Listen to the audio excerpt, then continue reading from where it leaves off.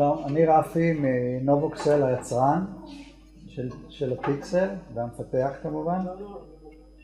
מרק ידבר אנגלית, בסדר? הכל בסדר עם אנגלית? אין שום בעיות? מרק הוא ותיק מאוד בתחום, שנים אני מכיר אותו והוא עובד בלייזרים כבר 30 שנה, גם במסגרת קליניקה שהוא הבעלים שלה שבה עובדים רופאים אצלו, וגם כאיש שמשווק ומדריך ויועץ לחברות שמייצרות לייזרים, החברות כמו אלמה וחברות אחרות שהוא עבד איתן. בשנתיים האחרונות הוא שנה וחצי, 1.5 years or so you're with the Tixel, something like this? Yeah. You have a Tixel? Yeah. הוא גם עוזר לנו בבלגיה ובהולנד ובגרמניה ובמדינות דוברות גרמנית במכירה ובהדרכה, וגם וזה עיקר הייחוד שלו מבחינתנו, שהוא משתמש במכשיר, והיות יש לו גם השכלה בתחום הזה, התחום הטיפולי, הוא יסביר, הוא למעשה פיתח שיטות עבודה מאוד מאוד פשוטות ומאוד יעילות, ולכן ביקשנו שהוא יבוא הנה כדי להדריך. אנחנו למדנו ממנו הרבה, ואני חושב שאתם מאוד תהנו מההרצאה שלו. I gave an introduction, please continue. Okay. Good evening. Everything he said is right. I don't know what he said.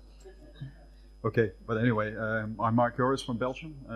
I am having a clinic. Perhaps I will repeat some things that he said already. I'm having a clinic now for 17 years, and I'm working together with non-doctors, but also with doctors. Dr. Martens is one of my doctors, working with me already for 17 years. I'm the owner of the clinic, and I'm a certified laser specialist in the United States. So I'm doing also laser applications, and I'm into the medical laser field now this year for 32 years.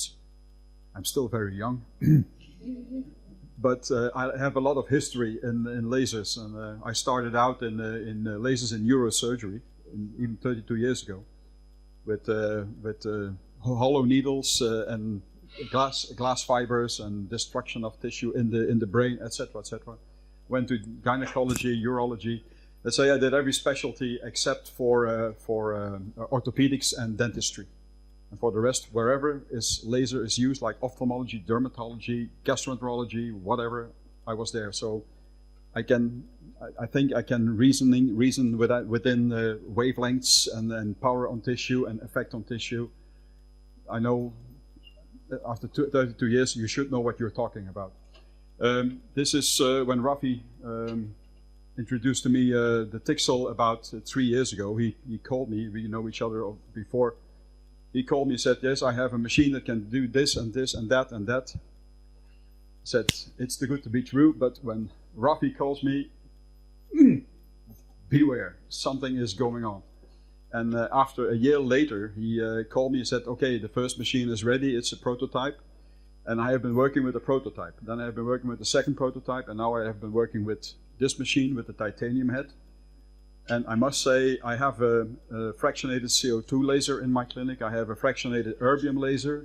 I have fractionated ablative radio frequency in my clinic, and I haven't touched these things in the last 18 months. I haven't touched them anymore because there is a good reason. If you are used to working with the Tixel, you don't feel the need to go into the laser field, although I'm a laser guy all over for 32 years. I don't, as a matter of fact, for this kind of therapy, I don't need lasers anymore. And certainly I don't need radio frequency anymore, because I was very happy to get rid of the radio frequency, because you cannot control it and it hurts like hell. And especially you cannot control it, and I don't like things that I cannot control. Tixel, you can control completely. You know exactly, as soon as you start working with it, you know exactly what the damn thing can do. And it goes from extremely low to extremely high, and every step inside, without having the need of a brain of a rocket science to know what the machine is all about, like with some lasers, that you can do your ablation 3 ciphers after the comma. Who needs that? Nobody needs that. This is simplified. It does the job. It does ablation. It does non-ablation. It does open channel, which is unique for Tixel. I've never seen that before. Correct me if I'm wrong, I don't know any apparatus at the moment that can do that. no laser.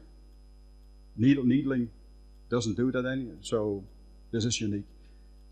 And I don't know if you know Christine Dirks. Christine Dirks is a Belgian dermatologist, and she's considered being one of the 10 best laser dermatologists in the world. She's mostly in the United States. She's academic.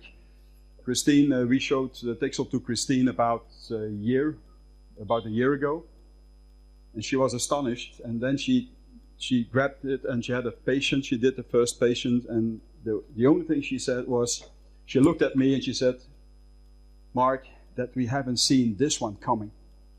Because they are so into lasers, into light, etc., like the Wellman Institute and in Boston, they're into lasers and light, and suddenly it happened over there, and they didn't see it coming.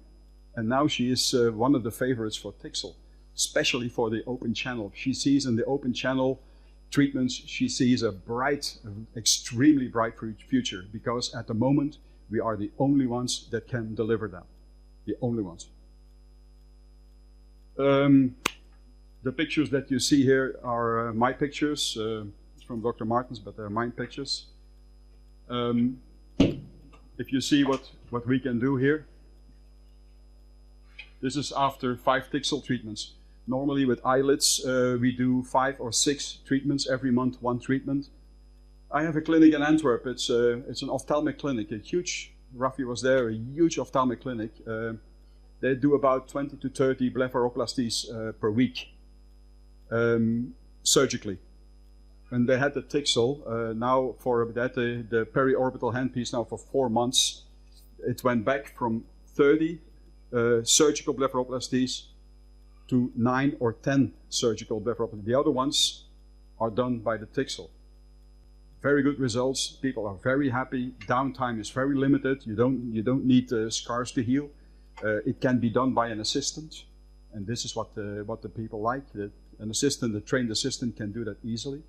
So I must say that the periorbital handpiece has a huge impact on what Tixel is all about.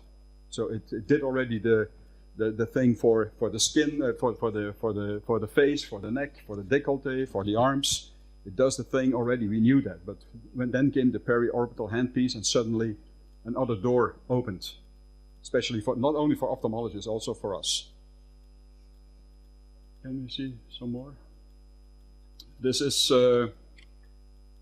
we did her neck also. It was face and neck. I don't have to say more. This is normal. They say the worse the skin is, the greater the result.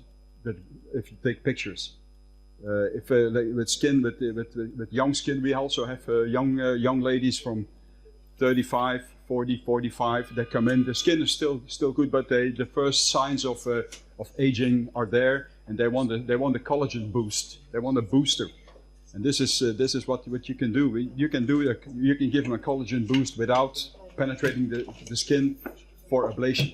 You don't need it. You don't need ablation. So this is just before her 4th treatment, because the lady told us, we said, and what do you think? Oh yeah, it's okay, but I don't see that much. Say, okay, no problem. We will take pictures. I have my assistant coming in. She took pictures, and I was busy with her, and my assistant was cutting the pictures. And I looked at her and said, like that. When she had her first session, I said, her name is Nicole. I said, Nicole, come and have a look at it. She looked at it, and she started crying. Because it was so obvious. So yeah, that's a success. It's this kind of success you don't have every time. You know that from lasers, etc. But you see them very, very often. You see them. Sometimes you see less, but what people say, and especially for women, and for us men, it's not in our world, but they say, I need less makeup. We men, for us, it's, what does it say? But women say, I need less makeup. And when I hear this also for my laser days, I need less makeup, I say, yes, this is good, because they need less makeup. The skin is more radiant. Let's say Tixel did not invent the effect. we made the tools much better, but we didn't invent the effect. The effect was already there for 22 years ago when we started with lasers doing all that stuff, and then came the fractional, etc. But the way to do it got so much better, so much better. Just take the smell. Just take the smell. Who wants that smell? It's like you're burning flesh. It's like you have a barbecue inside your room. I mean, you have a steak. It smells. It stinks. Even with a smoke evacuator, you have a smoke evacuator with a carbon filter, etc. But you know, after half a cheek, it smells like hell. Nobody wants that. With this, you will smell it afterwards. Sometimes you smell a little burnt hair, or these little hairs that burn a little bit. This is what you can smell, but that's it. Who wants the pain? Nobody wants the pain. Whoever tried a CO2 laser? Did you? Okay. I have a Dr. Cervini, and she lives about 50 kilometers from where I am. She has a 2-year-old CO2 laser from Lasering, an Italian brand. She just 4 months ago she got the Tixel. She hasn't touched her CO2 laser anymore. It's for sale because she said the downtime. I can't live with the downtime. If you want to do a good job, let's say a comparable job as the Tixel. If you want to do a comparable job with the Tixel, with the CO2 laser, people they get up from your table and they run. They go because it's too much pain. If you compare it with Tixel, it's too much pain. Then you need to put EMLA, etc. And I don't know if you can follow my reasoning, but if you need EMLA, it means that the EMLA is on the skin. Sometimes we put some little plastic patches on it that the gases stay inside. But then you weaken the skin. The skin sucks up all the moisture that is in the EMLA. So what is the chromophore for a CO2 laser is water. So you introduce water by the EMLA, and then you introduce water by the EMLA, and then you use the laser to get the same water that you just introduced. You take it out of the skin. It doesn't work, but you need EMLA because it hurts like hell. So you need EMLA, but people who can compare it a little bit, they say you lose about between 20 and 40% of the total effect of the CO2 laser because of the EMLA. And why? Because of comfort. Some people they use cold packs. Immediately after the treatment, they use cold packs. Erbium, that's a different story. But the depth effect that we get by the CO2 laser and the Tixel, we cannot get by the erbium. The thermal penetration in the depth effect. You don't have it with erbium. I think erbium is a beautiful laser. I don't like CO2, I must say. I never liked CO2. I come from the days with Coherent Medical, you know, that full beam ablation in the operating theater. People under full narcosis and burn the whole skin. I've been there, done that, and I ran from it. So I've seen that one. But erbium, I think erbium is still a beautiful laser. What you can do with erbium is kind of unique. If you want to do very tiny layers of skin, yeah, but when it starts bleeding, it's done. And this is not with this. This doesn't bleed, and it gets deep. And the downtime is completely different. If you go deep with the erbium, you have the comparable downtime as with the CO2 laser, with less pain naturally, but comparable downtime. And this is also what we want to shorten. We want to shorten the downtime and still have the effect of the CO2 laser. Because the effect of the fractional CO2 laser is okay. The effect is okay. We like the effect. I also like, but I don't like the way towards the effect. That's what I don't like.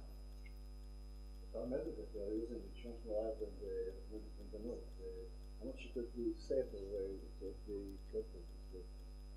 parameter? Settings. They are using the parameter like 4700. Yeah, 47. How much you can be safe, or you have to be careful? I think you are safe with Tixel. You can go up to 18 and 1 millimeter. Oh yeah, you can do that. We use that for striae.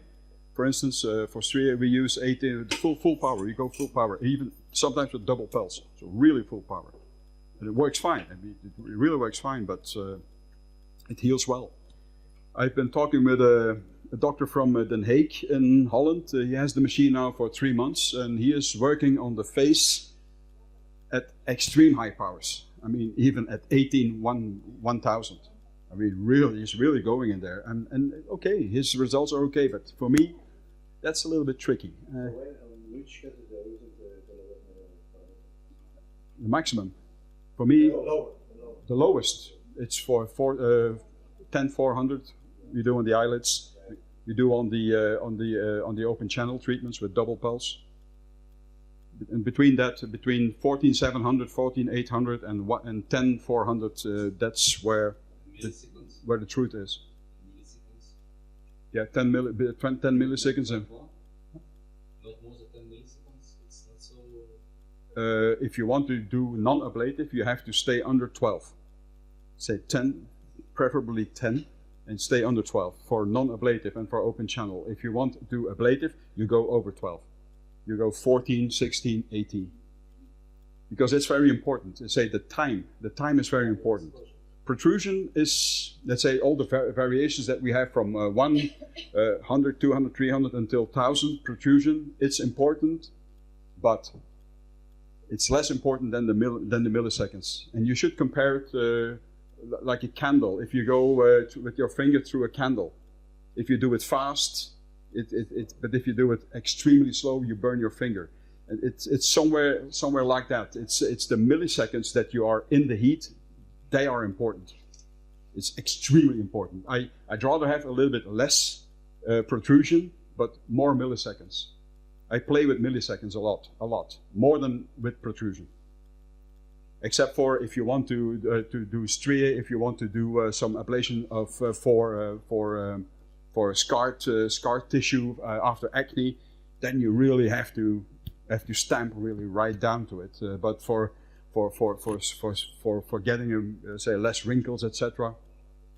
If you have 600 between 600 and 800 micrometer protrusion, you're well, doing well.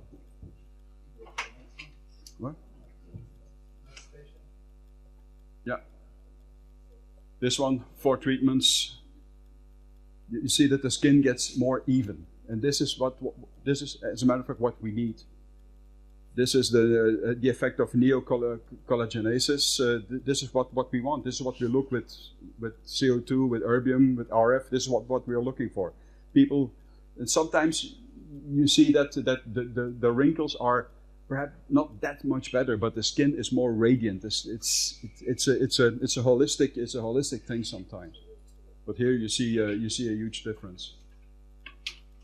This lady is a extreme smoker. I know her very well. She has a restaurant, good restaurant, but she smokes like 2 packs a day. I mean, and she can't stop. She's already 50, 56, and she can't stop. She will never stop. And she still smokes. And then, yeah, but you don't. Nobody wants to treat me. I said, okay, I will treat you, no problem. And you see, although she is a smoker, you see good things happening, really good things happening. The same here.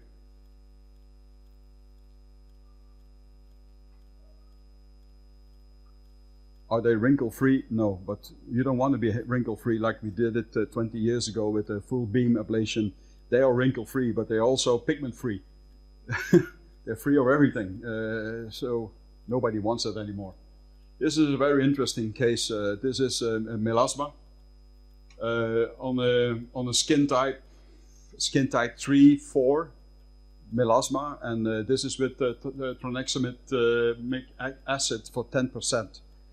And this is after 2 treatments only. So I did the 3rd treatment, that's why she came in, but it was already done. And we received extreme good results with melasma. Does it stay away? No, it doesn't stay away, but at least it's under control. And these people, they come back in. We did some treatments in the summer months also in Belgium. We don't have summers like you have, but we also have some nice weather, and we do these treatments during the summer. So the open channel treatments, these are non-ablative, so you can do it. And you can do it on skin type 4, so with practically no problem, because this thing is colorblind. A laser or an IPL is not colorblind. It's never colorblind. It's light. Light is a color. So laser is a color. This one is colorblind up to skin type 5. You can easily treat without any concerns. Easily. You have to adapt a little bit. Skin type 4 and 5, adapt the settings a little bit, but at least you can do them. You can help these people. That's it. Rafi wants to get rid of me. So this is how I do it. I make a drawing, and I make straight lines, because my handpiece, the handpiece and the little tip over there is also a square. So you need straight lines. And why do you need it? And I go into straight lines, always following the same direction, always following. And why is that? Remember that we do not carbonize. There's no carbonization. Like with a laser, you can easily see where you've been, because you see the black burns. You see the black burns on the skin. So it's very easy. With this one, we have no carbonization. And by the way, this is why we don't have that pain sensation. Because carbonization, carbon is hot coal. Hot coal, that's carbon. And these hot coals are on your skin and they burn into your skin. It's only a fraction of a second, but this gives the pain, the excessive pain, this carbonization. We don't have carbonization. Excuse me, we don't have it.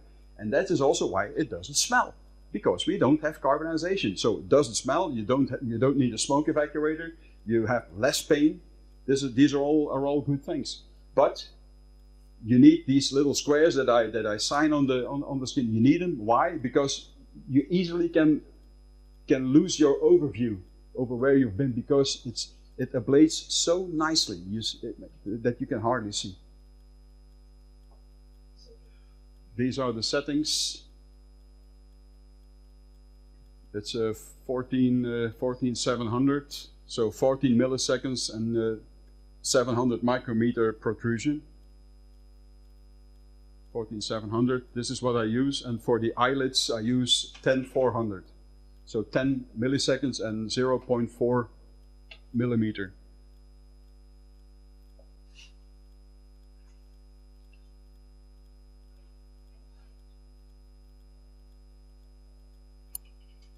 So I do a jump now? Yes, you can make a jump.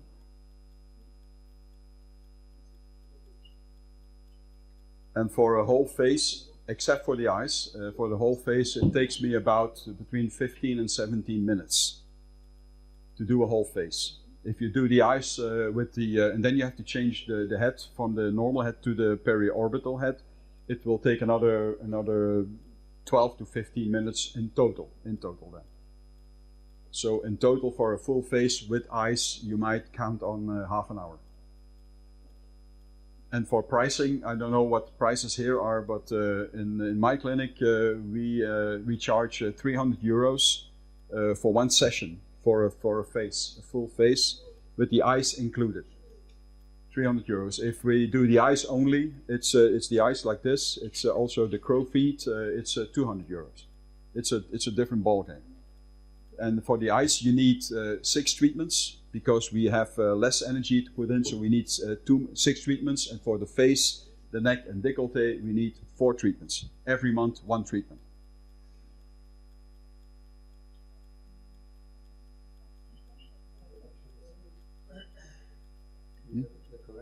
This is the correction. This is after you've done a whole face, and sometimes you see some whitish spots where you haven't been. And this is very easy. Then you can see where you still have to go. Then this is what I'm doing right now. I'm doing some corrections on whitish spots where I need a little bit more. And sometimes I also do, especially around the mouth, the nasolabial fold, and I do around the lips, around the mouth. I do sometimes a second pass. But mostly I solve this problem by giving a double pass. Because on the machine you have a single and a double pass. And I stay at 14,700, but then double pass. And I go around the mouth. This area. Perioral area. Yeah. In cases where you need it. Not in all cases. And if you are extremely wrinkled around the mouth, you go with a double pulse. But then you have to warn your patient and say, okay, this will take a little bit longer to heal. This is a little bit more downtime, and then it might take up to 2 days more. A normal downtime is 48 hours, so 2 days. That's normal for a full face, a neck, a décolleté. After that, you can apply some makeup. And we only apply makeup in the form of powder. So these nano powders, these are fluid powders. This is the best thing you can apply. If you use some makeup like fatty makeup, I wouldn't consider doing it. We had some trouble with it. People whose face went a little bit more edematous, went thicker. And then we said, okay, because we had that problem before with the lasers also. And then we thought with Tixel we wouldn't have that problem. We still had the problem. So then we tell every patient, if you want to use some makeup, use these liquid powders. They're called mineral powders, and they are nano powders. It's like a drop, and if you rub it, it's a powder, but it looks like a drop. And the cream that I'm using here is a normal hydrating cream, but with no acids, no retinol, no vitamin C, and you need it to be as fluid as possible. So a cream like Nivea or something like that, don't do it. Don't do it. Take a cream that is as fluid as possible as you can get it, because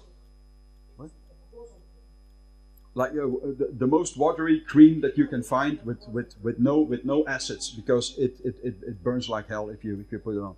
A very neutral, hydrating cream. And my regime is to tell people for 4 days, the first 4 days, you use it 4 times. In the morning, in the evening, before you go to sleep, and then 2 times. But you apply a very, very thin layer. Very thin layers, not huge ones, very thin. But 4 days, 4 times, and then you solve almost every problem. We never had a problem before. Do you treat the nose area? Yes, treat the nose too. Yeah. Always.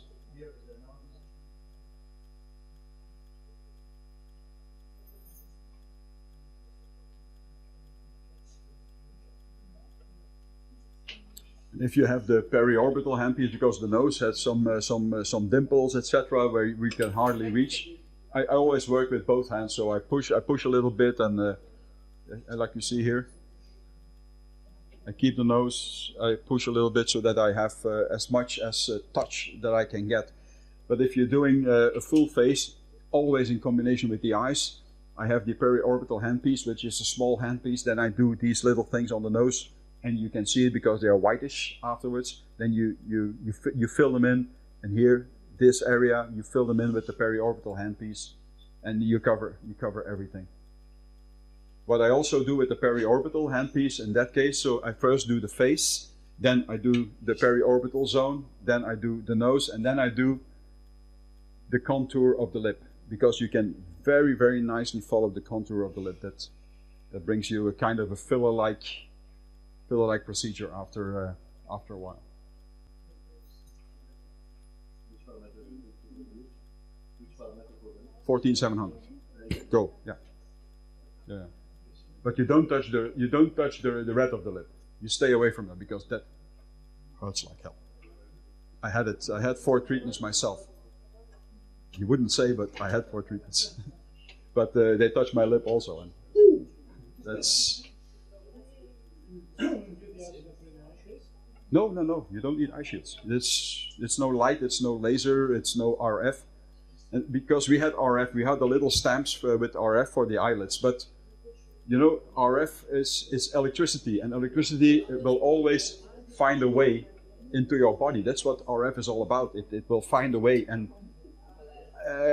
after a while, we had some, not problems, but we had some customers that said, yeah, but I don't like it. I don't like it anymore. I don't like this. And I have no proof, but we think that there's something wrong with RF on the eye. I don't know what. And we immediately stopped. We had this problem with 3 or 4 patients that said I don't do that anymore because I don't like it. My eyes, I can't stand it anymore. And we don't have a problem with this. This is the periorbital. I don't have the problem. People don't like it. I mean, you really don't. And the eyelets, sorry, but you really don't like it. It's enormously effective because we have so good results. But it's a painful thing. This is a little bit painful. But people can stand it. They start crying, but it's not crying. I mean, you lose tears, but this is normal because it's very irritating. It is without EMLA. We don't use EMLA. Never. I never used 1 milligram of EMLA in the last 18 months. So for the lid it's 10-400? 10-400, yeah. You're not using the periorbital. This is the periorbital. This is the periorbital, yeah. This is the small one. Yeah. You can see this patient after treatment.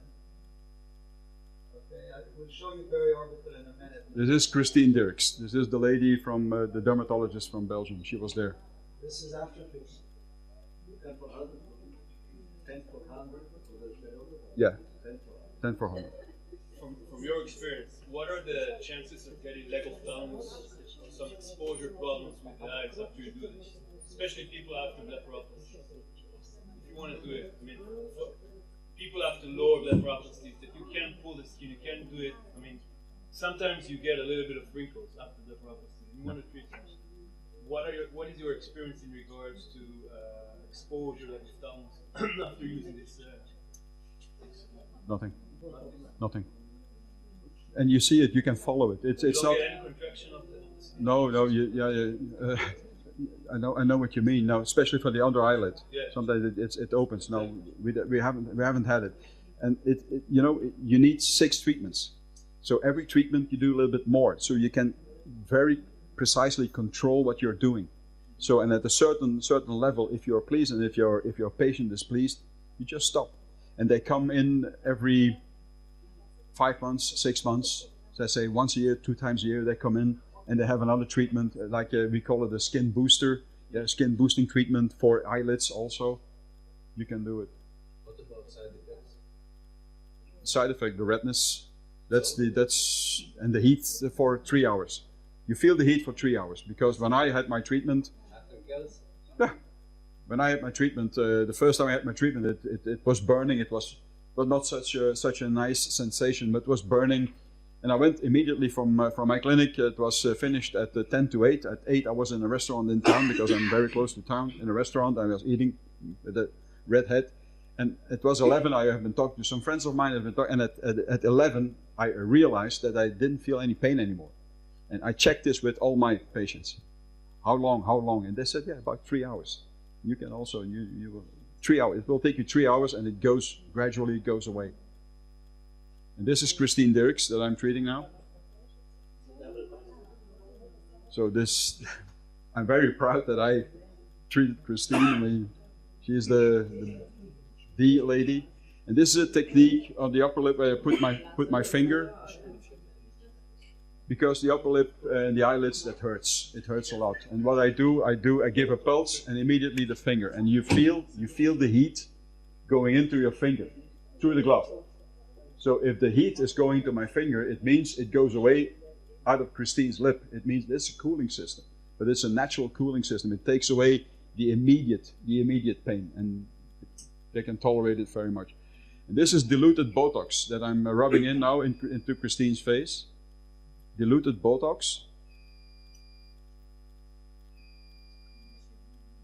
And double pulse, yeah. This is 10-400 double pulse. And diluted Botox, this is the first time I tried it. And there's a story. I saw Christine 1 week later in Cologne, in Germany. In Cologne, there was the laser congress for the German dermatologists. Christine was there and she talked about the Tixel, and she said to me, and I told her, I said, how is it with the Botox? She said, wow, beautiful, beautiful. But stay away from my eyelids next time. Because she was standing there and her eyelids were hanging like this. So stay away from my eyelids. And you can see it because Rafi filmed it. And I'm also rubbing the Botox into her eyelids. Let's see the eyelids first, and then we talk about absorption 1 minute. This is the eyelids. Yeah. One thing to know, Mark works very precisely. this is the big thing. If you look how he works, this is a periorbital handpiece. He does passes 1, 2, 3, 4. So he doesn't leave untreated areas. That's why it works so well. And also, you see what I'm doing. I'm supporting my hand on the patient, and I support also the head. So I'm supporting here on the patient, and this is the head, and I'm supporting it so that I can precisely put the treatment head. How low will you go over the eyelids? Until the rim, until the lashes? The lashes, yeah.